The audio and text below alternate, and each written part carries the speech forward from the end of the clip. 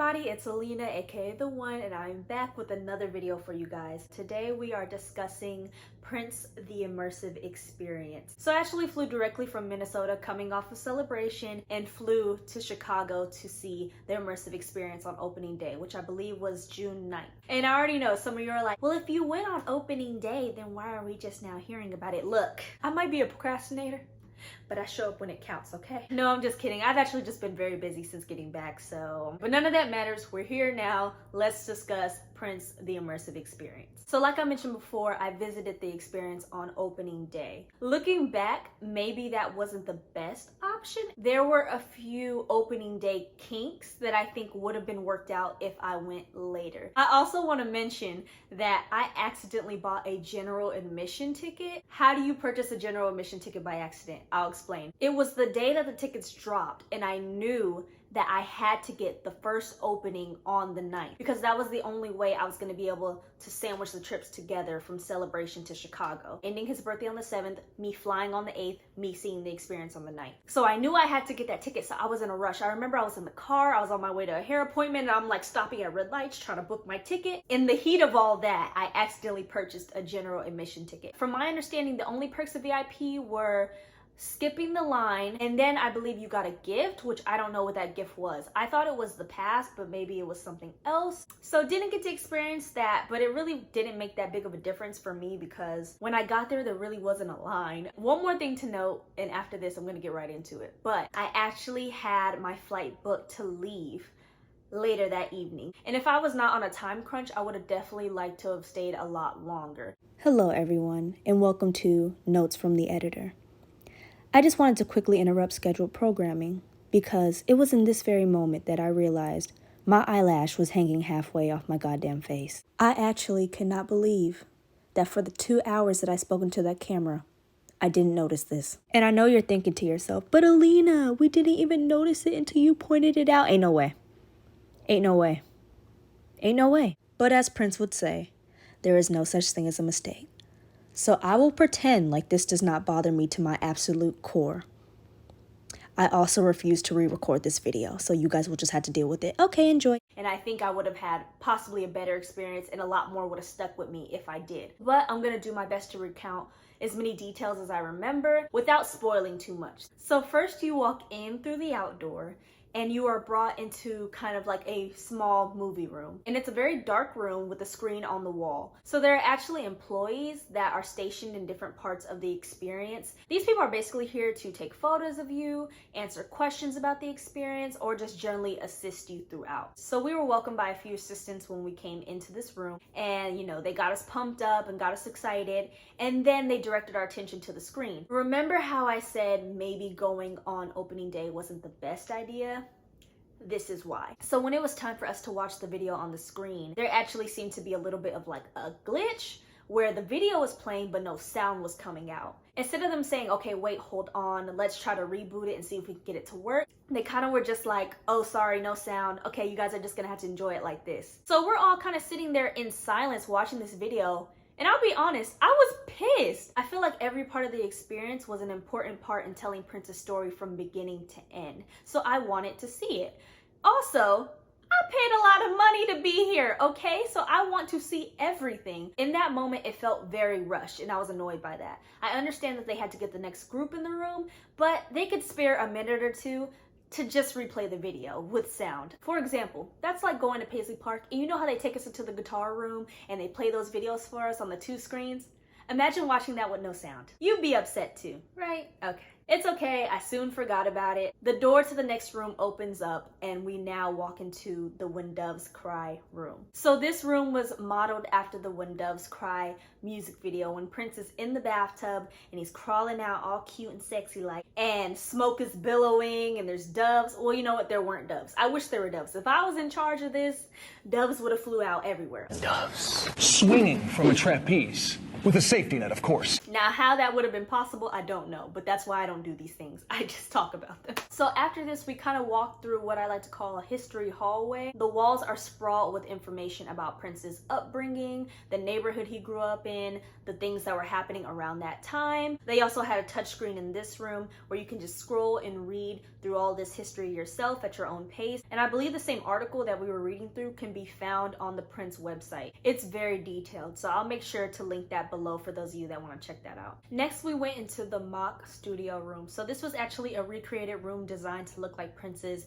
personal studio at Paisley Park. I didn't take videos in here, but I do remember getting a photo of a shelf. I noticed that on the shelf they had 5 Hour Energy and like crumbled up looked like notebook paper. So I thought that was kind of cool that they added even little details like that. So in this room, we actually got to remix a song. The song was Let's Go Crazy, and really it was just, you got to play with the faders. So you could isolate Wendy's guitar or Prince's voice or Brown Mark's bass. Cool. The only problem was, going back to what I said earlier about maybe going on opening day was not the best idea. They had a technical difficulty with this as well. So what they had was a soundboard with headphones. So I went to go put my Bose headphones on. The whole place is sponsored by Bose, by the way. And there's a play button, so I go to hit play.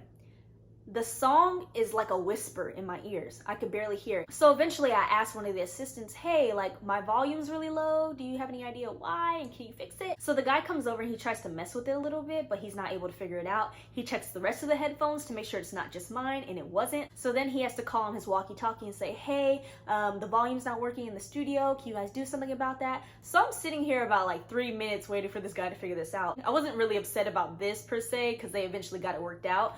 But it was just another kink in the machine that it's like, how do you guys not have this worked out? Like, y'all didn't do like a little test run to make sure everything was working seamlessly. I actually am very conscious of how much time I'm spending in each room. I wish that wasn't the case, but I was like, ugh. So I kind of rushed to the next room, and I missed a photo opportunity in here on the studio chair. So that would have been nice, but I was so distracted by the studio mishap that I forgot to take a photo in here. So yeah, that was kind of a bummer, but I'll live. A side suggestion for this room, I think maybe they should consider changing the song from Let's Go Crazy to another song every few weeks. Like maybe a song off of the Love Symbol album, or a song off of 2010. It would just be nice to introduce people to music beyond Purple Rain. But yeah, that's just me. So after this, I believe we went into the album hallway. And through this hallway, they just had all of his studio albums from beginning to end. And side note, because it's distracting me, but did anybody else notice that they didn't have an album cover for Kama Sutra or The Truth? Both of those have album covers, so I wasn't sure why they were both listed with the MPG record label.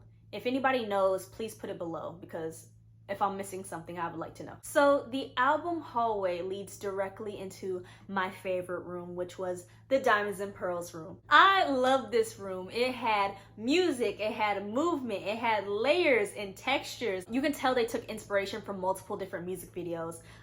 Diamonds and Pearls, Insatiable, Get Off. There were just a lot of little elements from each song, and I thought that was cool. I actually wish they could have done that with the Purple Rain room. Another thing I really liked about this room is that they did not skimp on the photos. There were a ton of outtakes from Randy. There were a few pictures in there from the Diamonds and Pearls era that I had never seen that were in color, and that was really nice. And I'll just say this, that man knows how to pose for a picture, okay? So directly after this, you are led into the kind of emancipation area. In this room, there's a lot of information about Prince's journey to fight for his masters and also his name change. Also, in this part of the room, they had a little section dedicated to Prince's philanthropy and how Prince gave back to the Black community. So that was cool that they highlighted that as well. After this was the interactive music room. And the way they set this room up was kind of cool. So they had like these individual stations with headphones. You put them on and it's a touch screen. On the touch screen, you could take a little quiz and they ask you a few questions. After you're done taking the quiz, it actually generates a playlist for you. And you could actually scan a barcode and send the playlist directly to your phone. Prince has so many albums, and I think that some people get a little overwhelmed by the amount of music that he has and don't know where to start. So I think this was a really smart way to give someone a head start into his discography if they're not already familiar with it. After this, we went to the Glam Slam room. When I was approaching this room, I all of a sudden heard the music get very loud. So I asked one of the employees what's going on the other side of the wall, and she goes, oh, you're approaching the Glam Slam room.